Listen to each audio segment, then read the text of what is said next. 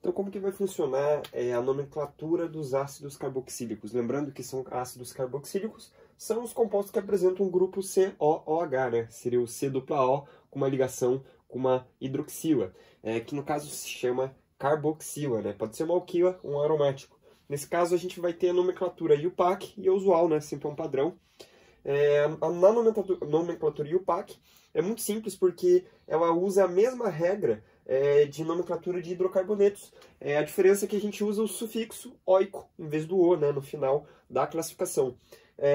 Em cadeias ramificadas, não, primeiramente vamos tratar, né, de um caso comum, né, de classificação de um ácido carboxílico. Veja que aqui a gente tem o etanoico. Por que etanoico? Met, et, dois carbonos, ó, você tem um carbono aqui e um carbono aqui, oico, que é o sufixo dos ácidos carboxílicos. Veja que nesse caso aqui a gente vai ter duas carboxilas, então a gente vai chamar de dioico, né, porque são dois.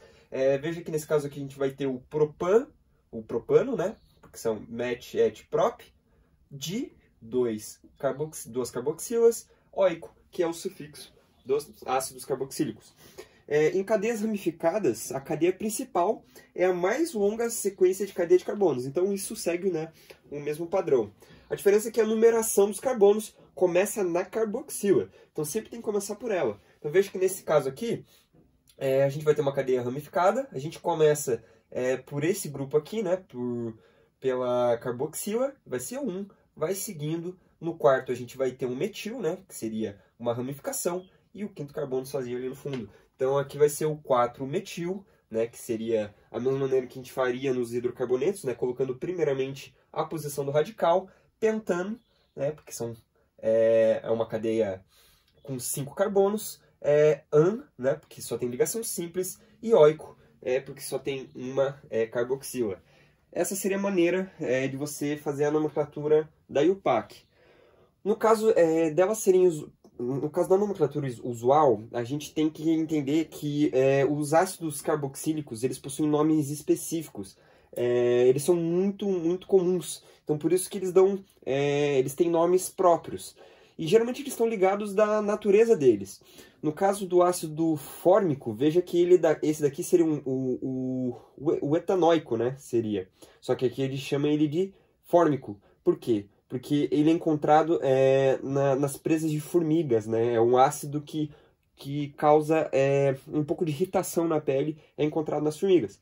No caso do ácido acético, né? Ele seria o metanoico, né? Mas aqui ele chama ele de acético. Acético vem de acetos, que vem de vinagre. Então é o tipo de ácido que a gente encontra nos vinagres. O ácido propiônico, né? No caso, ele se chama dessa maneira porque protospion, né? Propiônico vem de primeira gordura. Não sei muito bem a origem disso, mas fica aí, né, para pesquisa. E a gente vai ter o butírico, que seria esse daqui, que seria o butanoico. Só que a gente chama ele de butírico porque a gente encontra ele na manteiga. E em inglês, manteiga é butter. Então, fica aí, né, ácido butírico. Esses são, no caso, os monocarboxílicos, né, como a gente viu no resumo anterior. Os monocarboxílicos possuem apenas uma carboxila. Agora, no caso dos dicarboxílicos, a gente vai ter outros casos.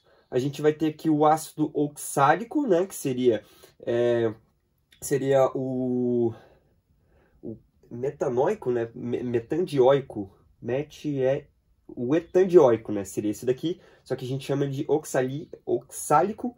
No caso, a gente vai ter o ácido malônico, né, que seria o dipropandioico, né? E a gente teria o ácido succínio, que seriam 4 carbonos, né, no caso, mas a gente chama de succínio por ter 2 grupos carboxila. No caso, nos benzeno dicarboxílicos, ou seja, nos benzenos que possuem 2 grupos de carboxila, a gente tem os nomes específicos para eles. A gente chama ele primeiramente de fitálico, só que lembrando das posições orto, meta e para, a gente consegue fazer essa nomenclatura de maneira usual. Veja que esse daqui é o ácido O-fitálico. Lembre que o orto seria dessa maneira aqui. A gente vai ter o ácido metafitálico, que ele vai estar nessa configuração. E a gente vai ter o ácido P-fitálico, que é o parafitálico, que eles estão paralelos. Então, a gente pode chamar os benzeno dicarboxílicos de fitálicos.